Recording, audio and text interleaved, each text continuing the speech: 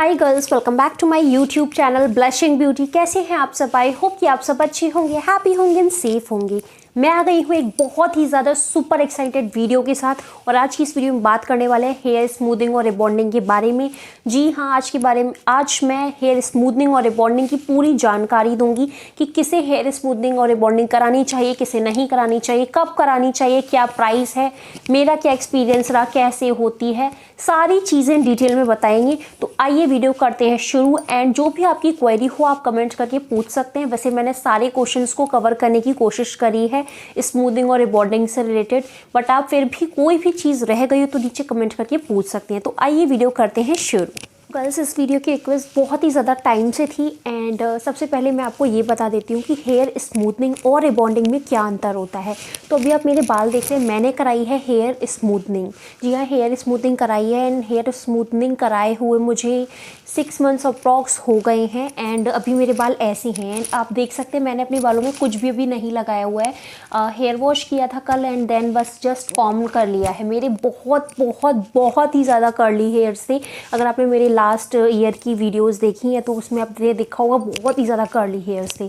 तो सबसे पहले मैं आपको डिफरेंस बता देती हूँ रिबॉन्डिंग और स्मूथनिंग में क्या डिफरेंस है, किसे लेनी चाहिए, किसे नहीं लेनी चाहिए। तो जो रिबॉन्डिंग होती है वो थिक हेयर्स के लिए होती है, जिनके बहुत ही ज़्यादा मोटे बाल होते हैं, एकदम कर्ली बाल होते हैं, उनके लिए होती है।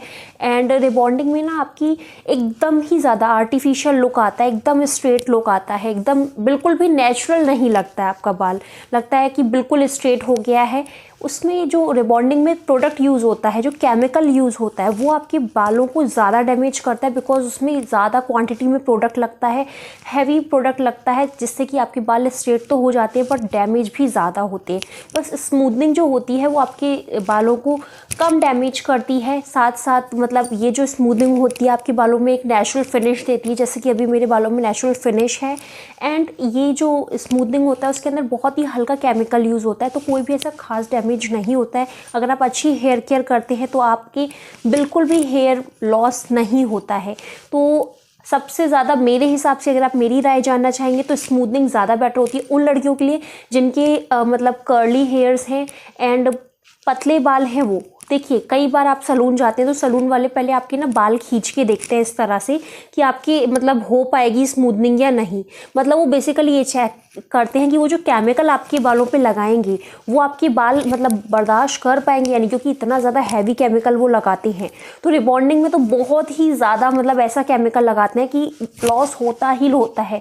स्मूथनिंग वो लोग करवा सकते हैं जिनके मतलब हल्के पतले बाल हैं, वो भी करवा सकते हैं। स्ट्रेट लुक आता है, यस, ये परमानेंट रहता है। एंड आइए देखते हैं क्वेश्चन नंबर 2। मैं बता देती हूँ स्मूथनिंग या रिबॉन्डिंग में कितनी कॉस्टिंग आती है, कितने रुपए लगते हैं, क्या प्राइस रहता है। लगभग प्राइस दोनों का सेम ही रहता है। अलग अलग सैलून्स में आप जाएंगे, अलग अलग पार्लर्स जाएंगे तो कहीं कहीं ज़्यादा रहता है, कहीं कहीं कम रहता है।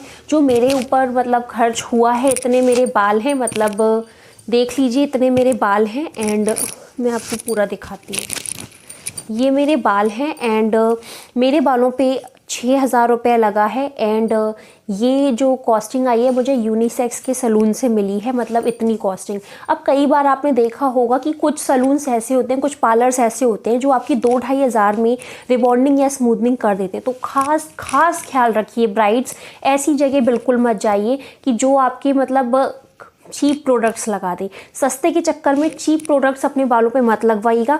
गलत तरह से रिबॉन्डिंग या स्मूथिंग मत करवाइएगा, इससे आपको आगे बहुत ज़्यादा परेशानी होगी। एंड मैं आपको यहाँ ये बता देती हूँ, मैंने अपनी लाइफ में ये दूसरी बार रिबॉन्डिंग करवाई है। जो फर्स्ट रिबॉन्डिंग करवाई थी वो आज से 5 साल पहले करवाई थी और ये दूसरी बार मैंने करवाई है जिसका अभी 6 महीने हो गए हैं।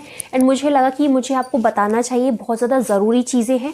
तो सबसे पहले किसी अच्छे ही मतलब जगह से करवाइए, जहां आपकी जान पहचान हो, नामी हो, एक ब्रांड से करवाइएगा ताकि वहां पे आपको श्योरिटी हो कि हाँ सही प्रोडक्ट और सही तरीके से कर रहे हैं। प्रोडक्ट के साथ साथ जो वे यूज़ करते हैं प्रोडक्ट लगाने का वो भी बहुत ज़्यादा इंपॉर्टेंट होता है आपकी हेयर फॉल के लिए। तो आप सही जगह से करवाइएगा। मैंने यूनिसेक्स के सलून से करवाई थी एंड 6,000 रुपये लगे थे। इसके अलावा जो भी ऊपर से स्पा वगैरह होता है उसके चार्ज अलग थे। जी हाँ, मैंने स्मूथनिंग के 6,000 दिए थे, उसके बाद हेयर स्पा करवाया था तो वो 1000 रुपीज़ रुपीज़ का हेयर स्पा हुआ था मेरा। तो इस तरह से टोटल कॉस्टिंग मुझे 7000 की पड़ी थी, जिसमें 2 सिटिंग होती हैं, पहली बार जाते हैं उसके बाद दूसरी बार। अभी मैं आपको दिखाऊंगी कि कैसे कैसे उन्होंने किया था, कैसे कैसे मैंने विजिट लिया था, सारी चीज़ इस वीडियो में आपको दिखाऊंगी। बस अब मैं आपको क्वेश्चन नंबर 3 बताने वाली हूँ, जो कि है रिबॉन्डिंग या स्मूथनिंग में। हेयर रिबॉन्डिंग और हेयर स्मूथनिंग में क्या प्रोसेस होता है, कैसे होता है, ये चीज़ आपको बता देती हूँ।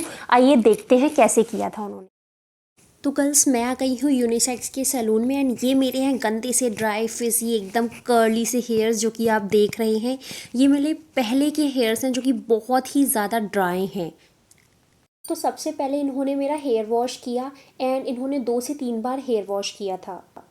तो गर्ल्स, हेयर रिबॉन्डिंग या स्मूथिंग का पहला प्रोसेस होता है, ये क्रीम एक अप्लाई करते हैं जो कि होती है लॉरियल की, रागा की, जो भी प्रोडक्ट्स आप यूज़ करवा रहे हैं। लॉरियल का मैंने हेयर स्मूथिंग करवाई है तो यहाँ लॉरियल की प्रोडक्ट्स यूज़ किए हैं। इसमें ये क्रीम आपके बालों का जो बॉन्ड होता है उसे ब्रेक करती है, यानी बालों को अलग अलग करती है, एकदम बॉन्ड को ब्रेक कर देती है। इसको मैं लगा के सिट करी थी एटलीस्ट 30 मिनट्स तक एंड जब ये 30 मिनट्स हो जाते हैं तो ये इस तरह का लुक आ रहा है। देखिए, अभी मैं सैलून में जितना रिकॉर्ड कर पाई थी उतना किया था मैंने। पूरी कोशिश की है कि आपको सारा चीज़ मैं दिखाऊं, क्या प्रोसेस रहा मेरा, क्या एक्सपीरियंस रहा। तो गर्ल्स, अभी यहाँ पे मैंने हेयर वॉश कर लिया है एंड हेयर वॉश करने के बाद ये मेरे बालों को हेयर ड्राई कर रहे हैं। इनके पास ड्रायर होता है एंड ड्रायर से ये 2 से 3 बार ड्राई करते हैं। काफ़ी ज़्यादा अच्छी तरह से ये ड्राई करते हैं, अंदर से ड्राई करते हैं।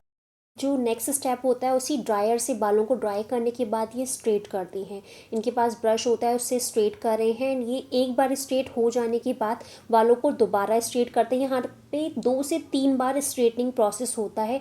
पहले ये ड्रायर से स्ट्रेट करते हैं, पूरे बाल 2 से 3 बार ड्रायर से स्ट्रेट होते हैं। देखिए, यहाँ पे सेकेंड प्रोसेस हो रहा है, हेयर ड्राई कर रहे हैं ये मेरे एंड हेयर स्ट्रेट कर रहे हैं। जो ब्रश है उसकी सहायता से, उसकी हेल्प से स्ट्रेट कर रहे हैं एंड स्ट्रेटनिंग के बाद नेचुरली ये लुक आ रहा है। ड्राई हो चुके हैं, स्ट्रेट हो चुके हैं। अब ये यूज़ करेंगे अपना हेयर स्ट्रेटनर। जी हाँ, नेक्स्ट प्रोसेस में स्ट्रेटनर यूज़ करेंगे।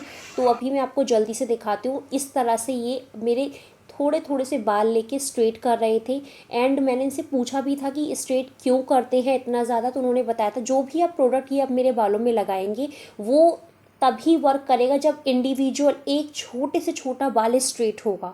तो यहाँ पे ये मेरे बालों को एकदम स्ट्रेट कर रहे हैं, बहुत ही ज़्यादा अच्छे से एंड परफेक्ट स्ट्रेट बना रहे हैं इसे। हेयर स्ट्रेट होने के बाद मेरे बाल इस तरह से लग रहे हैं एंड ये लुक आ रहा है। तो अब ये नेक्स्ट प्रोसेस करने जा रहे हैं। गर्ल्स, स्मूथिंग का जो नेक्स्ट प्रोसेस होता है वो बालों को स्ट्रेट करने के बाद, यानी पहले बॉन्ड ब्रेक कर लिया, अब बॉन्ड को फ्रीज़ करेंगे। बाल का बॉन्ड ब्रेक किया, उसके बाद बालों को स्ट्रेट किया एंड स्ट्रेट करने के बाद फिर से उसे फ्रीज़ कर देंगे। ये फ्रीजिंग क्रीम लगा रहे हैं, ताकि ये फ्रीजिंग क्रीम लगाने के बाद इन्होंने मेरे बालों को हेयर वॉश कर दिया है एंड हेयर वॉश करने के बाद ये दोबारा से मेरे बालों को ड्राई करेंगे। जी हाँ, यहाँ पे ये ड्रायर का यूज़ कर रहे हैं। इस बार इन्होंने हेयर स्ट्रेटनर यूज़ नहीं किया था बिकॉज मेरे बाल ऑलरेडी स्मूथ हो चुके थे।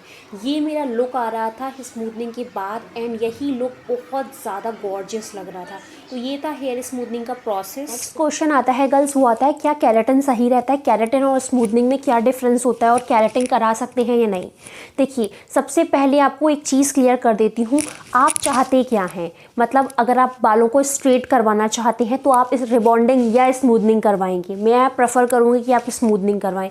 अगर आपके बाल बहुत ज़्यादा फ्रिजी हैं, डल हैं, एकदम ड्राई से हो रहे हैं तो आपको चाहिए प्रोटीन ट्रीटमेंट। केराटिन में बाल स्ट्रेट नहीं होते हैं, केराटिन में आपके बालों को प्रोटीन दिया जाता है।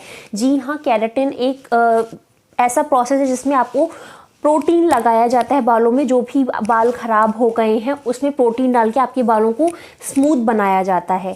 एंड अगर आप बात करेंगे स्मूथनिंग की, तो स्मूथनिंग तो एक ऐसा प्रोसेस जिसमें केमिकल लगा के आपके बालों को स्ट्रेट किया जाता है। आपके बालों से छेड़छाड़ की जाती है ताकि वो ज़बरदस्ती स्ट्रेट हो जाएं। तो दोनों प्रोसेस अलग अलग हैं। लेकिन एक और चीज़ बताना चाहूँगी, जैसे अभी आप मेरे बाल देख रहे हैं, अगर इस तरह के आपके बाल हैं, एकदम नेचुरल स्ट्रेट बाल हैं और आपको चाहिए कि एकदम स्ट्रेट आ जाए, तो आप केराटिन ट्रीटमेंट ले सकते हैं। अगर इस तरह के लुक में, जैसा अभी मेरा बाल है, इस तरह पे आप केराटिन ट्रीटमेंट लेते हैं तो हल्का स्ट्रेट आता है। जी हाँ, हल्का स्ट्रेट होता है बाल, लेकिन आप ये नहीं कर सकते कि एकदम कर्ली हेयर्स हैं, एकदम वेवी हेयर्स हैं, उसमें आपने केराटिन ट्रीटमेंट ले लिया तो आपके बाल स्ट्रेट नहीं होंगे। ये बहुत ही लिटिल बिट स्लाइटली, केराटिन जो होता है स्लाइटली बालों को स्ट्रेट करता है। तो अगर आपके ऑलरेडी स्ट्रेट हैं तो उसमें केराटिन ले रहे हैं तो आपके हल्के से स्ट्रेट और हो जाएंगे, बट वेवी हेयर्स पे आप केराटिन लेंगे तो आपके बाल स्ट्रेट नहीं होंगे। तो आइए देखते हैं क्वेश्चन नंबर 3। नंबर 3 जाने से पहले ये कहूँगी, गर्ल्स वीडियो में कोई भी बात रह गई हो, आपको जाननी हो तो आप नीचे कमेंट करके पूछ सकते हैं, अपनी क्वेरी पूछ सकते हैं। आप मुझे इंस्टाग्राम पर भी फॉलो कर सकते हैं, उसकी आईडी ब्लशिंग ब्यूटी 42। एंड जो भी जानकारी मैं दे रही हूँ अपने एक्सपीरियंस से दे रही हूँ। गर्ल्स, मैंने 2 बार ये सब कुछ करवाया हुआ है एंड जो मेरा एक्सपीरियंस है वही चीज़ें मैं आपसे शेयर कर रही हूँ। तो अब क्वेश्चन नंबर 3 पे आती हैं कि ये जो स्मूथनिंग होती है, रिबॉन्डिंग होती है, ये कितने टाइम तक रहती है। अब मैं आपको अपना एक्सपीरियंस बता देती हूँ। गर्ल्स, पिछले बार जो मैंने 2017 में करवाया था अपना स्मूथनिंग प्रोसेस, स्मूथनिंग ही कराई थी तब भी मैंने, और अभी भी स्मूथनिंग करवाई है। तब मेरे जो बाल थे वो स्ट्रेट रहे थे अप्रॉक्स 1.5 ईयर्स तक। जी हाँ, 1 से 1.5 साल तक। ये जो चीज़ है, ये कोई भी यूट्यूबर आपको ऐसे नहीं कहेगा कि आपके लाइफ टाइम स्ट्रेट रहेंगे। अगर कोई भी ऐसे आपसे बोल रहा है कि आपके लाइफ टाइम स्ट्रेट रहेंगे तो ऐसा बिल्कुल भी नहीं होता है, बिल्कुल गलत बोल रहा है। क्योंकि जो स्मूथनिंग होता है या रिबॉन्डिंग होता है वो आपके उन बालों को स्ट्रेट करता है जिसमें प्रोडक्ट लग रहा है। अब आपके बाल नए उग रहे हैं, जो बेबी हेयर्स आ रहे हैं, आपके बालों की ग्रोथ होती रहती है। नीचे से बाल आपका स्ट्रेट रहेगा। जी हाँ, जैसे नीचे से तो स्ट्रेट रहेगा, बाल नीचे से नहीं उग रहे हैं, बाल उगते हैं आपके स्कैल्प से यानी जड़ों से। तो जब भी आपका बाल जड़ों से उगता है, यहाँ से मेरे देखिए आप देखेंगे तो हल्का हल्का मतलब वेव्स आना शुरू हो गई, क्योंकि जो न्यू हेयर्स आते हैं उसमें आपका कर्ल आना शुरू हो जाता है, बिकॉज उसमें प्रोडक्ट नहीं लगा होता है। तो ये चीज़ आपके हेयर की ग्रोथ पर डिपेंड करती है। आपके बहुत ज़्यादा ग्रोथ है हेयर्स की तो आपकी उतनी जल्दी फेड होने लगेंगे स्मूथनिंग। तो अभी 6 महीने हो गए हैं एंड अभी मेरे बाल ऐसे हैं एंड आपने मेरे पहले भी हेयर्स देखे हैं, मैं पिक्चर लगा देती हूँ, आप देख सकेंगे। तो ये जो प्रोसेस है एटलीस्ट 1 to 1.5 ईयर तक रहता है एंड उसके बाद ये डिपेंड करता है आपके बालों की ग्रोथ कितनी ज़्यादा है। यहाँ पे नेक्स्ट क्वेश्चन आता है, ब्राइड्स को हेयर स्मूथनिंग और हेयर रिबॉन्डिंग कब कराना चाहिए? क्या बेस्ट टाइम है ब्राइड्स के लिए हेयर स्मूथनिंग करवाने के लिए? जी हाँ, ये क्वेश्चन तो बहुत लड़कियों ने मुझसे पूछा, तो यहाँ मैं आपको अपना एक्सपीरियंस बता देती हूँ। जब भी आपकी शादी होने वाली हो, शादी होने से एटलीस्ट 2 से 2.5 महीने पहले बेस्ट टाइम होता है आपको स्मूथनिंग करवाने का। जी हाँ, अब ऐसी गलती मत कीजिएगा इसी महीने शादी है और इसी महीने आपने स्मूथनिंग करवा ली, बिल्कुल पैसे बर्बाद चले जाएंगे, बाल खराब हो जाएंगे, कोई रिजल्ट नहीं आएगा, ज़ीरो रिजल्ट आएगा, ज़ीरो।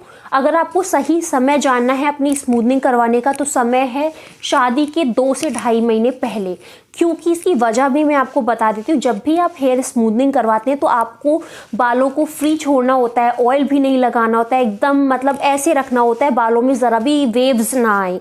जितना ज़्यादा आप इनिशियली 2 महीने में केयर करेंगे अपने, उतना ही ज़्यादा आपकी लॉन्ग लास्टिंग रहती है स्मूथनिंग या फिर रिबॉन्डिंग। और अगर आपने सेम मंथ में रिबॉन्डिंग या स्मूथनिंग करवा ली जिस मंथ में आपकी शादी है, तो आपके साथ प्रॉब्लम ये होगी कि आपके हेयर्स पूरे ख़राब हो जाएंगे, क्योंकि ऑब्वियसली शादी में आप हेयर स्टाइलिंग करेंगे, अपने जो भी आपके फंक्शन है उसमें आप अपने बालों को, जो भी आप हेयर स्प्रेज यूज़ करेंगे, जो भी चीज़ें करेंगे उससे आपके बाल ख़राब हो जाएंगे। तो ख़ास बात ये ध्यान रखिएगा।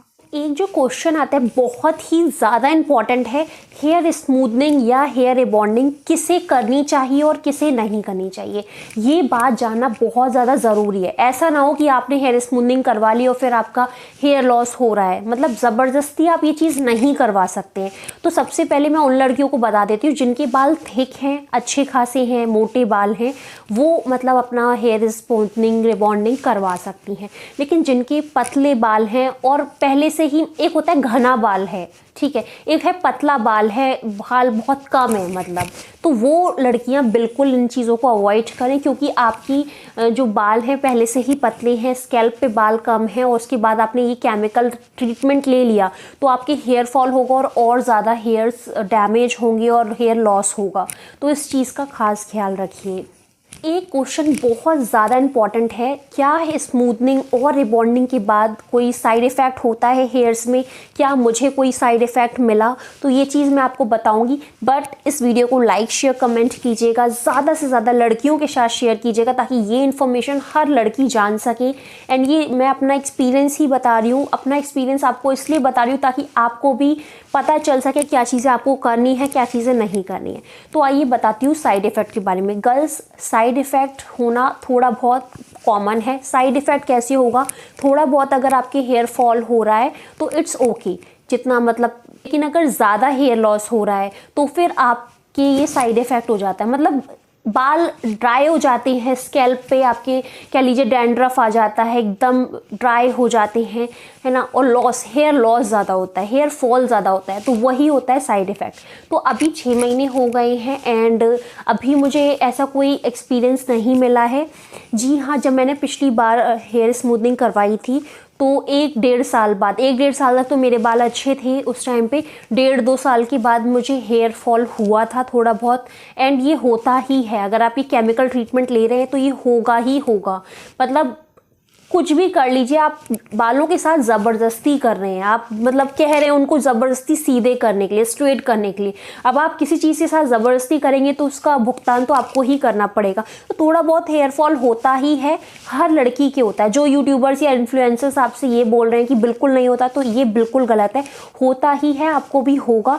ये चीज़ हो सकती है कि रिबॉन्डिंग या स्मूथनिंग के 1-1.5 साल तक कोई भी आपको एक्सपीरियंस नहीं मिलेगा। 1-1.5 साल बाद जब आपके बाल फिर से वही पुरानी शेप में आने लगते हैं, उस टाइम पे आपको फिर ये चीज़ फेस करनी ही पड़ती है। ये चीज़ हर लड़की के साथ होती है।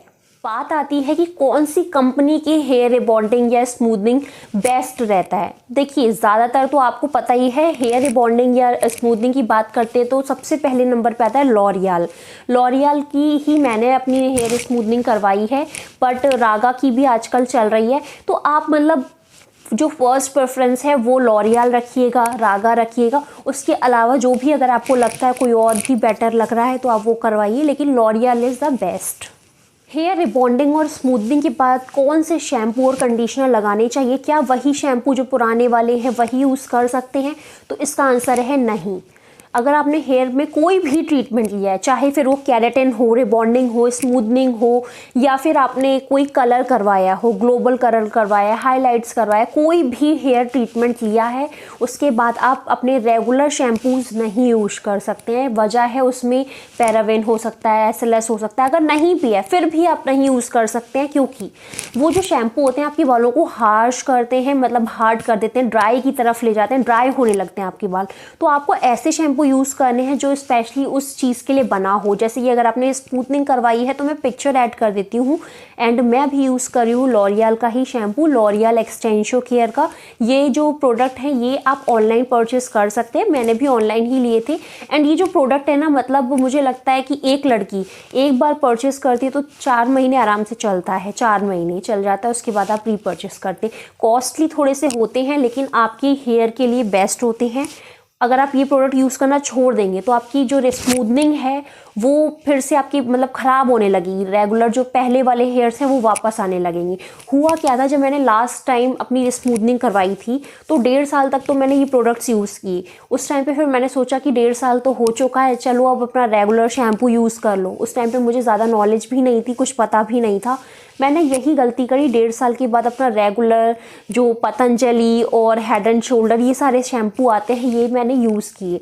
एंड उसके बाद मेरे हेयर फॉल बहुत ज़्यादा बढ़ गया था, मेरे बाल वो शैम्पू नहीं कंट्रोल कर पा रहे थे। तो ये चीज़ मैंने एक्सपीरियंस की थी, इसीलिए मैं आपके साथ शेयर कर रही हूँ। जो ज़रा भी अच्छी लगी हो, इन्फॉर्मेटिव लगी हो तो इस वीडियो को लाइक शेयर कमेंट कर दीजिएगा। एंड आगे आने वाले वीडियोस में और भी ज़्यादा खास जानकारी मैं आपके साथ लेके आऊँगी, इसीलिए मेरे चैनल को सब्सक्राइब करके रखिए, जुड़े रहिए एंड देखते रहिए ब्लशिंग ब्यूटी के वीडियोस। बस ये थी आज की वीडियो। आज की इस वीडियो में मैंने ज़्यादातर सारी चीज़ें कवर करने की कोशिश की हैं। अगर कोई भी क्वेश्चन रह गया हो तो नीचे कमेंट करके आप पूछ सकते हैं। आप मुझे पर्सनली इंस्टाग्राम पर भी मैसेज करके पूछ सकते हैं। उसकी ID है blushing beauty 42।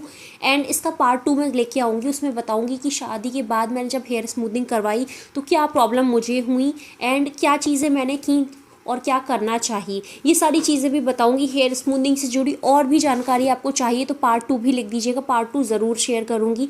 Thank you so much for watching my video. Have a great day.